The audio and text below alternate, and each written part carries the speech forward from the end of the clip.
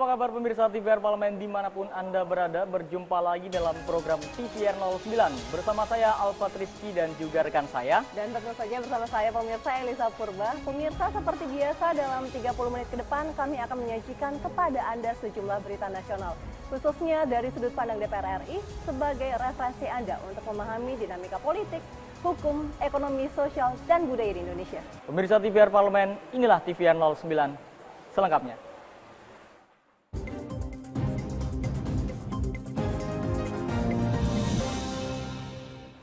Pemirsa, kita awali TVR 09 pada pagi hari ini dari pembukaan sidang umum ASEAN Interparliamentary Assembly atau AIPA ke-44 yang bertema Responsive Parliament for Stable and Prosperous ASEAN yang akan diselenggarakan hari ini pemirsa, yaitu pada 7 Agustus 2023 dan akan dibuka secara resmi oleh Presiden Joko Widodo.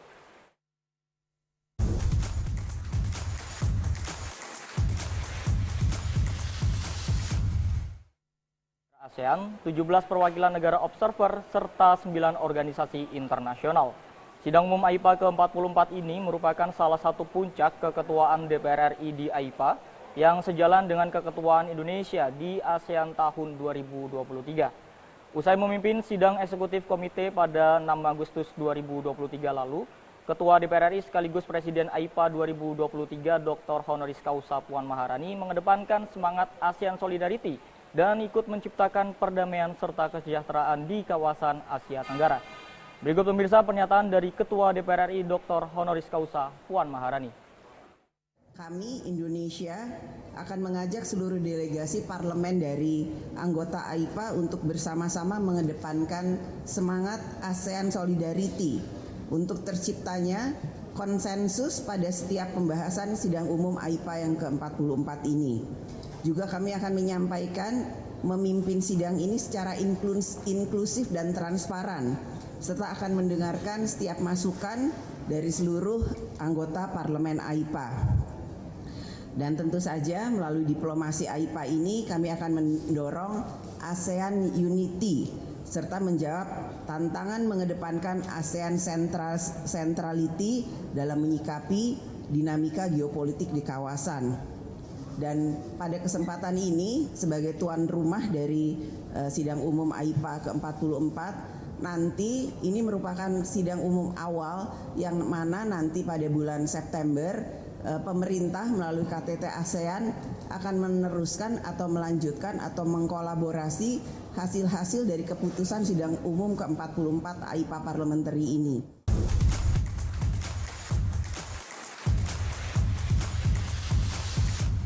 Informasi selanjutnya masih sekitar tentang AIPA.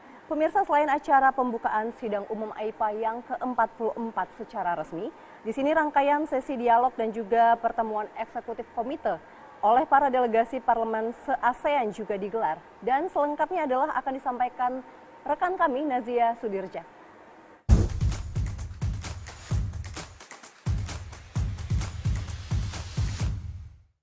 Baik pemirsa TVR Parlemen dimanapun Anda berada, saat ini saya melaporkan langsung dari Hotel Fairmont Jakarta, yang mana ini merupakan lokasi diselenggarakannya sidang umum AIPA ke-44. Dan pemirsa, saya akan melaporkan terkait dengan rangkaian kegiatan yang dimulai pada tanggal 5 Agustus 2023 kemarin, dan sidang umum AIPA ini akan diselenggarakan hingga 11 Agustus 2023. Pemirsa, pada tanggal 5 Agustus kemarin sudah diadakan persiapan terkait dengan rangkaian kegiatan yang akan dilaksanakan di Hotel Fairmont ini, dan juga kemudian pada tanggal 6 Agustus ya sudah terdapat beberapa kegiatan, diantaranya pertemuan dari Sekretaris AIPA dan kemudian juga terdapat pertemuan dari Eksekutif Komite dari AIPA, dan juga diakhiri dengan makan malam yang dihadiri oleh beberapa delegasi dari sidang umum AIPA ke-44 ini pemirsa. Dan pada hari ini, yakni pada tanggal 7 Agustus 2023 akan terdapat beberapa kegiatan, diantaranya courtesy call yang akan diketuai oleh Ketua DPR RI yakni Dr. Honoris Causa Puan Maharani. Kemudian akan ada opening ceremony dari sidang umum AIPA ke-44 ini, dan kemudian juga akan ada talk show yang akan dibawakan oleh Bapak Fadlizon dan juga Ketua dari WAIPA yakni Ibu Irina. Dan kemudian juga terdapat talk show yang akan dibawakan oleh delegasi dari Thailand, dan kemudian terdapat makan siang bersama dengan seluruh delegasi sidang umum AIPA ke-44 ini, dan nantinya akan diakhiri oleh delegasi dari Sidang Umum AIPA ke-44 ini pemirsa.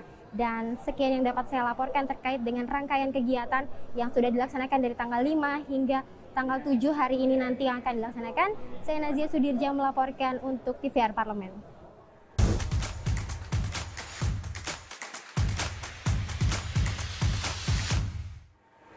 Ya pemirsa, DPR RI meminta pemerintah untuk memberi perhatian khusus terhadap gedung Balai Latihan Kerja Kesenian pertama di Provinsi Maluku. Dan tentu saja informasinya akan kami hadirkan usai jeda. Pemirsa, tetaplah bersama kami di TVR 09.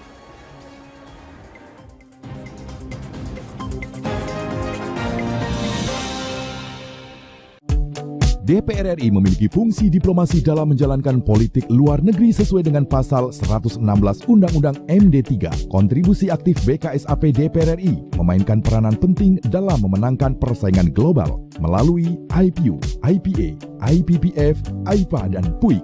BKSAP memiliki komitmen yang tinggi dalam krisis kemanusiaan dunia.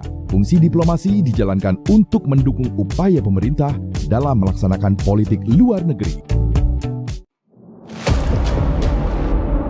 Sini ditambang, Konflik yang terjadi, warga sini tidak mengizinkan. masalah yang tersisihkan menjadi kesenjangan sosial. Ya namanya rakyat kecil gak bisa apa-apa, mau komplain juga gak didengar. Sebab apa? Itu menyangkut isi perut kami semua. Bagaimana memutus keterbatasan untuk didengar? Jadi kalau misalnya masyarakat sudah merasa tidak lagi ada yang memperjuangkan aspirasinya, maka masyarakat memang sangat berhak untuk meminta dewan yang mewakili mereka di parlemen. Kami menyusuri batas-batas peristiwa, mengurai berbagai polemik yang terjadi, meluruhkan suara-suara marginal, menjadi nyata dalam setiap aspirasi, melaksanakan tugasnya sebagai wakil rakyat. Saksikan Aksi Dewan setiap hari Senin dan Rabu pukul 10.30 waktu Indonesia Barat hanya di TVR Parlemen.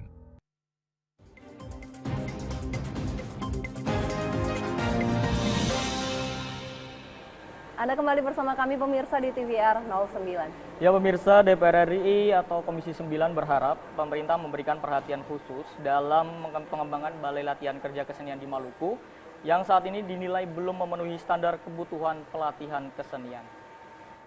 SDM masyarakat.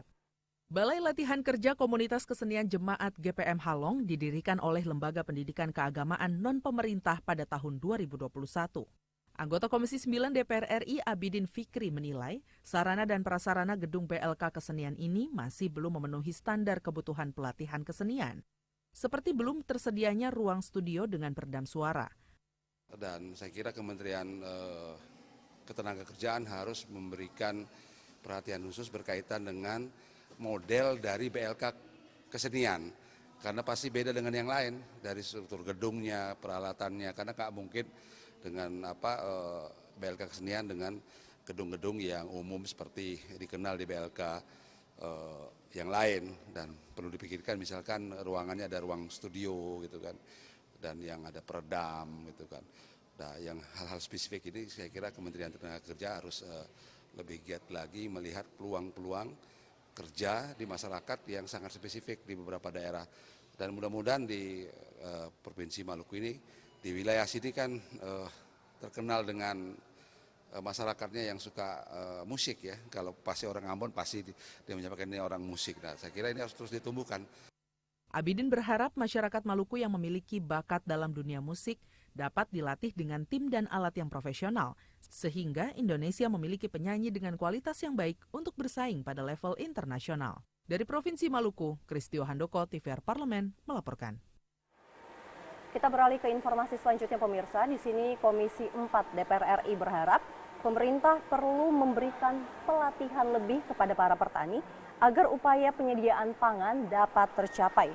Karena kebutuhan atas pangan merupakan hal fundamental yang utama dan menjadi tanggung jawab negara. Komisi 4 DPR RI mendesak pemerintah pusat memprioritaskan program dan subsidi bagi para petani, mengingat tantangan besar untuk menyediakan pangan bagi masyarakat. Anggota Komisi 4 DPR RI Firman Subagio menyampaikan pemerintah harus mengantisipasi tingkat pertumbuhan penduduk. Hal ini berkaitan dengan upaya penyediaan pangan. Ia berpendapat ancaman pangan membayangi dunia pada tahun 2050 disebabkan meningkatnya jumlah penduduk dunia yang diprediksi akan menembus angka 9 miliar jiwa. Menurutnya, jika tidak ada upaya yang baik dan optimal dari pemerintah, maka bukan tidak mungkin wabah krisis pangan bisa juga terjadi di Indonesia. Petani kita diberdayakan. Nah, tadi saya juga sampaikan pada Badan Pangan, supaya import beras atau komoditi pangan lainnya itu kan sebuah keniscayaan. Diperbolehkan undang-undang, tapi jangan sampai komoditi pertanian yang hasil import itu distribusinya itu di wilayah-wilayah yang produktif tanaman pangan. Seperti di sini, ini kan Jawa Tengah ini kan surplus. Jangan sampai import itu dilarikan ke Jawa Tengah. Kalau keluar Jawa silahkan. Tapi di Jawa Tengah sebagai salah satu wilayah penyangga pangan nasional, kalau itu kemudian disuplai beras import, itu pertama merugikan petani dan kemudian akan terjadi persaingan harga yang mungkin petani tidak mau bersaing karena harga impor jauh lebih murah. Maka dari itu Firman berharap pemerintah perlu memberikan perhatian lebih kepada petani, mulai dari anggaran sampai kebijakan yang mempermudah petani. Dari Provinsi Jawa Tengah, Teddy Sunario, TVR Parlemen melaporkan. Pemirsa, kita berlari ke informasi selanjutnya. Komisi 9 DPR RI pemirsa dalam rangka mengentaskan gizi buruk pada anak-anak, DPR RI berharap seluruh pihak baik pemerintah, DPR RI maupun masyarakat dapat bersinergi dengan baik. Menurut survei status gizi Indonesia Kementerian Kesehatan, ada 4 masalah gizi balita di Indonesia, yaitu stunting, gizi kurang, kurus, dan gemuk. Anggota Komisi 9 DPR RI berpendapat, usai berakhirnya pandemi COVID-19 di Indonesia, pemerintah sebaiknya memberi fokus lebih terhadap penanganan gizi buruk terhadap bayi dan anak-anak Indonesia. Arzeti Bilbina mengungkapkan, masalah gizi buruk menjadi tanggung jawab seluruh pihak, baik pemerintah, DPR RI, maupun masyarakat umum, sehingga harus terjalin sinergi yang baik untuk mengentaskan gizi buruk pada bayi dan anak-anak. Dengan telah disahkannya rancangan Undang-Undang Kesehatan menjadi undang-undang, bisa mendorong upaya peningkatan kesehatan masyarakat. Selain itu, penguatan terhadap 12 standar pelayanan minimal atau SPM menjadi bentuk kehadiran dan dukungan negara terhadap tumbuh kembang anak. Ada beberapa daerah yang dengan gerakan cepat dan masif yang dilakukan oleh kepala daerah, tentunya penurunan cepat itu mulai terlihat. Di 2024 harapan kita adalah 14,6% gitu loh. Tetapi ada beberapa di daerah yang kemarin sempat turun terus kemudian naik lagi. Naiknya itu karena kesadaran bagi ibu hamil dan juga generasi-generasi yang akan menjadi calon ibu hamil ketika mereka dikondisikan. Apalagi untuk anak-anak sekolah, sekarang kan ada program dari pemerintah untuk mereka minum yang namanya penambah darah. Nah, ini kesadaran ini yang harus dimiliki oleh masyarakat. Artinya pemerintah sudah fokus dengan programnya, masyarakat menjadi bagian untuk mensejahterakan dan juga meluluskan program-program itu secara baik. Menurut Arzeti Bilbina, masalah gizi buruk bayi dan anak-anak Indonesia berpengaruh pada tumbuh kembang anak dan upaya menghasilkan generasi penerus bangsa yang sehat. Vincent dan Yoga, TVR Parlemen, melaporkan. Pemirsa, sidang umum AIPA ke-44 ini sudah diselenggarakan mulai dari 5 Agustus lalu hingga 10 Agustus 2023 mendatang. Dan pemirsa, informasinya akan kami hadirkan sesaat lagi. Untuk itu tetaplah bersama kami di TVR 09.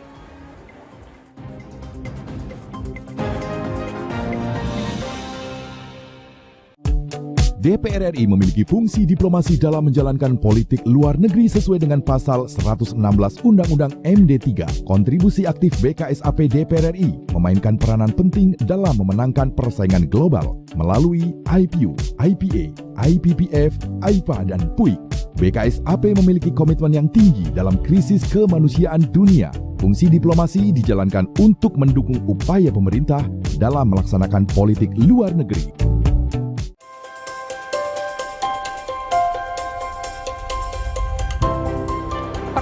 Dalam sejarah Indonesia, tahun 2024 kita mengadakan pemilu serentak, legislatif dan eksekutif baik di tingkat pusat maupun daerah.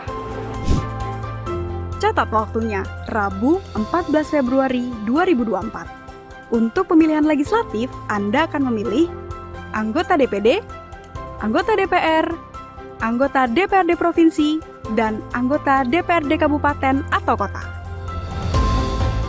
Selain pemilu legislatif, Anda juga akan memilih presiden dan wakil presiden loh pemirsa. Di bulan November, tepatnya Rabu 27 November 2024, juga akan diadakan pemilihan kepala daerah atau pilkada serentak.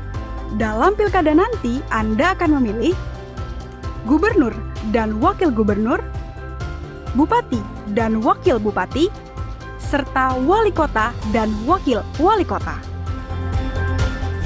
Nah, pemirsa sudah tahu kan waktunya?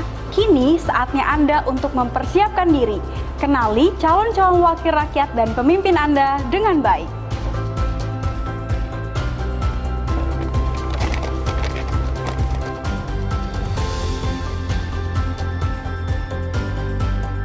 Jangan sampai kesempatan untuk memilih calon wakil rakyat dan pemimpin Anda terlewat begitu saja. Ayo ramaikan pesta demokrasi pemilu 2024 dengan meriah. Demi masa depan bangsa Indonesia.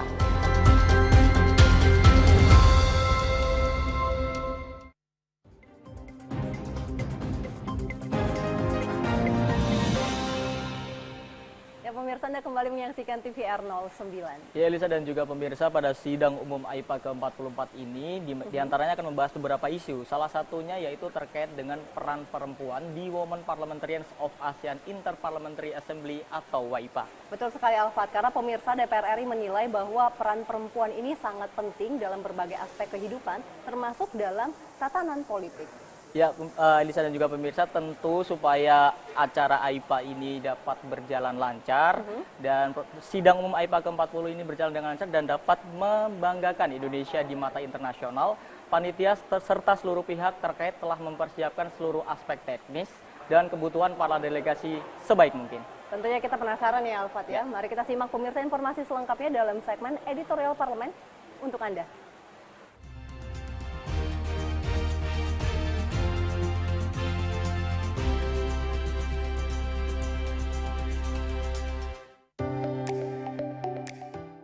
Berkembangnya peran perempuan dalam tatanan politik dan bernegara di Indonesia, mulai dari presiden perempuan pertama, wakil presiden perempuan, ketua DPR perempuan, menteri perempuan, hingga perempuan sebagai pemegang kendali di bidang-bidang pelayanan publik. Artinya, banyak perempuan di Indonesia berhasil membuktikan memiliki kapasitas dan kapabilitas sebagai leader yang baik dan tidak kalah dengan laki-laki. Maka Ketua DPR RI Dr. Honoris Causa Puan Maharani akan mendorong isu kesetaraan gender dalam sidang umum AIPA pada 5 hingga 11 Agustus 2023 nanti. Ia menekankan pentingnya kesadaran persamaan akses dan peran bagi perempuan dalam semua wilayah dan tataran kehidupan publik, terutama dalam posisi-posisi pengambilan keputusan termasuk dalam dunia politik. Puan menjelaskan DPR telah menghelat sejumlah rangkaian acara prasidang umum AIPA, salah satunya Sidang Coordinating Committee of Women Parliamentarians of ASEAN Inter-Parliamentary Assembly atau Komite untuk Perempuan Parlemen AIPA yang digelar di Padang, Sumatera Barat bulan Juni lalu. Mengambil tema Enhancing ASEAN Resilience Through Women Leadership and Gender Responsive Parliament, melalui WAIPA, negara-negara ASEAN berupaya merangkum komitmen bersama yang lebih inklusif dan tangguh untuk kelompok perempuan. WAIPA juga mempromosikan kepemimpinan perempuan, memberdayakan pengusaha perempuan, memperkuat undang-undang yang responsif gender, dan mengatasi kekerasan berbasis gender. Anggota BKSAP DPR RI Arzetti Bilbina mengungkapkan, sebagai tuan rumah penyelenggaraan AIPA, DPR RI berkomitmen memperjuangkan porsi keterlibatan perempuan dalam politik, salah satunya melalui keterwakilan 30% perempuan di parlemen. Diketahui ASEAN memiliki rata-rata 21,7% perempuan di parlemen. Negara dengan jumlah perempuan di parlemen tertinggi di ASEAN adalah Singapura 29,5%, diikuti oleh Filipina 28% dan Laos dengan 27,5%. Di Indonesia sendiri, berdasarkan hasil pemilu 2019, keterwakilan perempuan di DPR RI berada pada angka 20% atau 120 anggota legislatif perempuan dari 575 anggota DPR RI. Ya, ini luar biasa ya, terutama bagi negara kita Indonesia. Ini merupakan ajang ya, banyak keuntungan yang bisa kita dapatkan. Selain sebagai tuan rumah, pastinya kita salah satunya adalah membantu mempromosikan pariwisata kita. budaya kita. Terus yang kedua pastinya kita bisa menentukan isu-isu yang akan dibawa, terutama untuk kepentingan masyarakat, khususnya perempuan. Dengan adanya isu kesetaraan gender, kesejahteraan perempuan, ibu, pendidikan, peningkatan ekonomi, ini merupakan dasar basic di mana masa pandemi ini merupakan permasalahan bersama bagi peserta anggota AIPA. Jadi isu kesetaraan gender ini di sini akan dibahas lebih dalam lagi untuk anggota parlemen, di mana tentunya kesetaraan perempuan di dalam parlemen itu harus betul-betul kena kuotanya. Selanjutnya, sebagai tenaga pendukung penyelenggaraan sidang umum AIPA ke-44, Sekretaris Jenderal DPR RI Indra Iskandar mendorong komitmen seluruh panitia penyelenggara mempersiapkan seluruh aspek teknis dan kebutuhan para delegasi undangan sebaik mungkin. Tapi aspek teknisnya nih memang menjadi tanggung jawab DPR, dalam hal ini Sekretariat Jenderal, dukungan-dukungan sehingga semua persidangan itu nanti bisa sesuai dengan harapan semua peserta ya. Misalnya SIS gitu ya, alat buat interpreter gitu ya, semacam itu. Kemudian juga sound systemnya itu juga harus baik karena itu forum internasional, artikulasi di ruang sidang itu menjadi penting gitu ya. Sidang umum AIPA ke-44 direncanakan akan mendatangkan sekitar 433 delegasi dari 20 negara dari ASEAN maupun negara peninjau, sehingga diharapkan agar seluruh prosesnya dapat berjalan dengan lancar dan dapat membanggakan Indonesia di mata internasional. Tim Liputan TVR Parlemen melaporkan.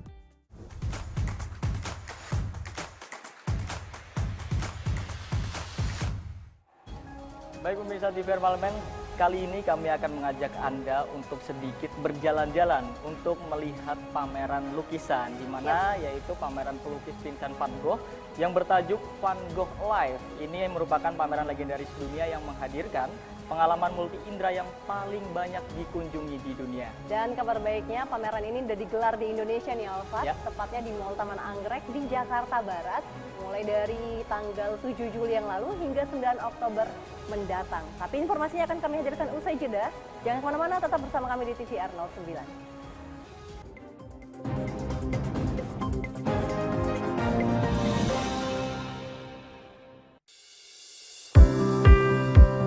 Mengenal tugas dan fungsi DPR RI. Dewan Perwakilan Rakyat atau DPR adalah lembaga negara yang mewakili aspirasi rakyat. Kehadiran DPR RI merupakan salah satu bukti bahwa Indonesia merupakan negara demokrasi. Sebagai salah satu lembaga perwakilan rakyat, apa saja tugas dan fungsi yang diemban DPR RI? Berdasarkan pasal 20A ayat 1 Undang-Undang Dasar 1945, DPR memiliki 3 fungsi, yakni fungsi legislasi, anggaran, dan pengawasan. Tugas dan wewenang DPR berbeda untuk setiap fungsinya. Yang pertama, fungsi legislasi. Menyusun program legislasi nasional atau prolegnas, menyusun dan membahas rancangan undang-undang, menerima rancangan undang-undang yang diajukan oleh DPD, membahas rancangan undang-undang yang diusulkan oleh Presiden ataupun DPD, menetapkan undang-undang bersama dengan Presiden, menyetujui atau tidak menyetujui peraturan pemerintah pengganti undang-undang yang diajukan oleh Presiden untuk ditetapkan menjadi undang-undang. Yang kedua, fungsi anggaran. Memberikan persetujuan atas rancangan undang-undang tentang APBN yang diajukan oleh Presiden. Memberikan persetujuan terhadap pemindahntanganan aset negara maupun terhadap perjanjian yang berdampak luas bagi kehidupan rakyat yang terkait dengan beban keuangan negara. Menindaklanjuti hasil pemeriksaan atas pengelolaan dan tanggung jawab keuangan negara yang disampaikan oleh BPK. Memperhatikan pertimbangan DPD atas rancangan undang-undang tentang APBN dan rancangan undang-undang terkait pajak, pendidikan, dan agama. Yang ketiga, fungsi pengawasan.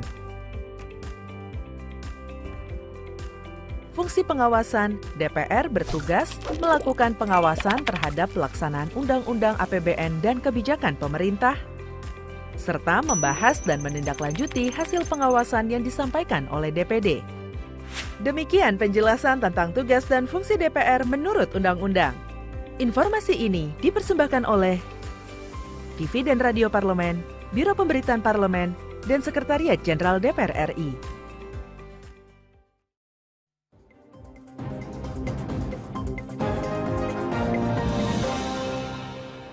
Anda kembali menyaksikan TVR 09. Ya, Elisa dan juga pemirsa, tadi kita sudah membahas terkait dengan pameran lukisan yang bertajuk Van Gogh Live. Dan di mana melansir dari halaman resminya, pemirsa, eksibisi pelukis asal Belanda ini telah dikunjungi oleh lebih dari 8,5 juta lebih pengunjung dari 80 kota di dunia.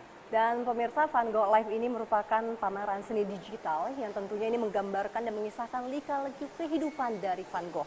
Nah, kisahnya ini ditayangkan dari musik, juga gambar animasi yang terlihat hidup dan interaktif.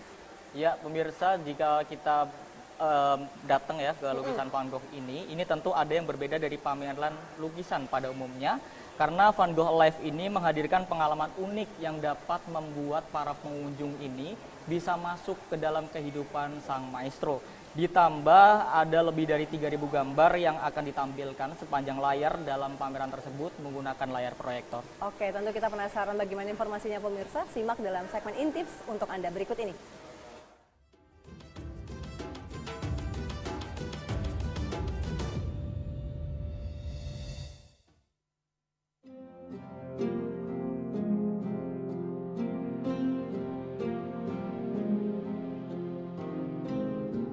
Vincent van Gogh adalah salah satu pelukis paling terkenal dan berpengaruh dalam sejarah seni di dunia.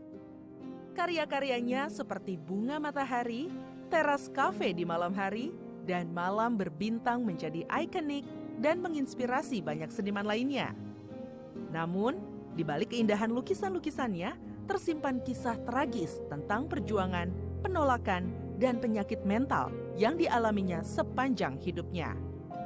Untuk mengenang dan menghormati jasa-jasanya dalam dunia seni, pameran Van Gogh Live hadir di Jakarta, tepatnya di Mall Taman Anggrek, mulai dari 7 Juli hingga 9 Oktober 2023. Pameran ini menawarkan pengalaman imersif 360 derajat, yang memungkinkan pengunjung menyaksikan karya-karya Van Gogh dengan detail yang luar biasa.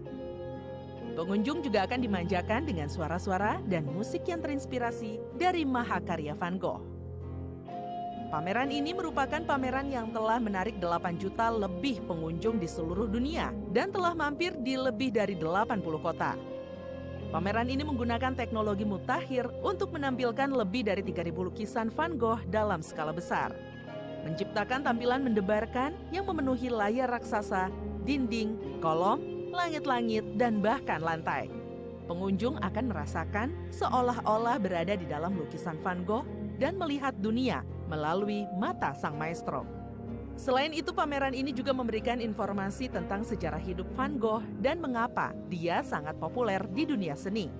Berikut ini adalah beberapa fakta menarik tentang Van Gogh yang bisa Anda ketahui. Van Gogh lahir pada 30 Maret 1853 di Zundert, Belanda, dari keluarga pendeta dan pedagang seni. Dia memiliki 6 saudara kandung, termasuk adiknya Theo yang menjadi sahabat dan pendukung utamanya sepanjang hidupnya. Van Gogh belum menjadi seniman sampai usia 27 tahun. Sebelumnya, dia pernah bekerja sebagai guru, penjual buku, asisten pendeta, dan pedagang seni. Dia mulai belajar melukis secara otodidak dan kemudian mendapat bimbingan dari beberapa seniman lainnya. Van Gogh memiliki gaya melukis yang unik dan revolusioner. Dia menggunakan sapuan kuas yang dramatis, warna-warna cerah, dan kontras yang kuat untuk menggambarkan emosi, suasana hati, dan cahaya. Dia juga sering melukis objek-objek sederhana seperti bunga, pohon, ladang gandum, dan potret diri. Van Gogh sangat produktif dalam berkarya. Dalam kurun waktu 10 tahun, dia berhasil menciptakan sebanyak 2.100 karya seni, termasuk 900 lukisan minyak dan lebih dari 1.000 sketsa. Namun kabarnya, ia hanya berhasil menjual 1 lukisan selama hidupnya. Van Gogh menderita penyakit mental yang tidak diketahui secara pasti. Beberapa ahli menduga dia menderita epilepsi temporal lobus, bipolar disorder, atau skizofrenia. Dia sering mengalami depresi, halusinasi, dan perilaku kekerasan. Pada tahun 1888, dia memotong sebagian telinga kirinya setelah bertengkar dengan temannya Paul Gauguin. Pemirsa, Van Gogh meninggal pada 29 Juli 1890 di Prancis akibat luka tembak yang diduga dilakukannya sendiri. Adiknya Theo meninggal 6 bulan kemudian dan mereka dimakamkan berdampingan. Karya-karyanya mulai mendapat pengakuan dan popularitas setelah kematian mereka berkat usaha istri Theo, Johanna, yang mempromosikan dan menjual lukisan-lukisan Van Gogh. Pameran Van Gogh Alive yang kali ini mampir ke Indonesia adalah kesempatan yang tidak boleh dilewatkan bagi para pencinta seni dan penggemar Van Gogh. Jangan sampai ketinggalan untuk menyaksikan karya dan kehidupan Van Gogh dengan cara yang berbeda dan menakjubkan.